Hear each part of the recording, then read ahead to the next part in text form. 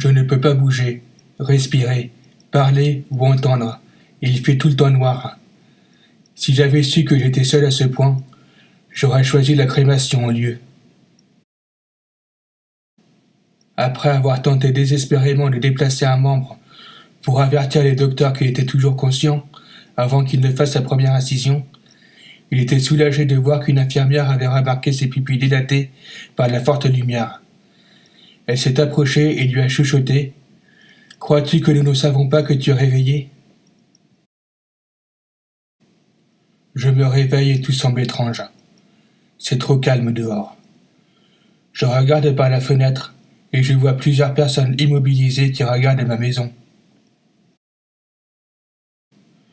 Ils célébraient la première surgélation cryogénie réussie.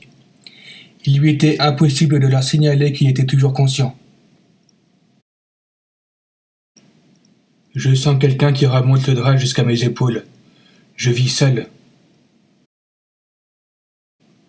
Au milieu de la nuit, j'entends mon père insomniaque jouer du piano dans le salon en bas, pour oublier que nous ne sommes plus que deux dans cette grande maison.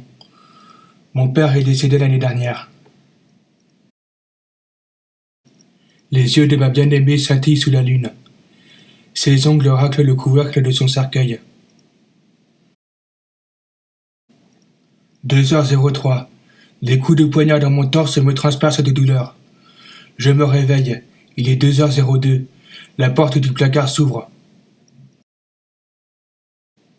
Il fut réveillé par les bruits de mastication que faisait son chien en rongeant un os. Il mit quelques secondes avant de réaliser qu'il n'avait plus de chien, et que les bruits venaient de sa propre jambe.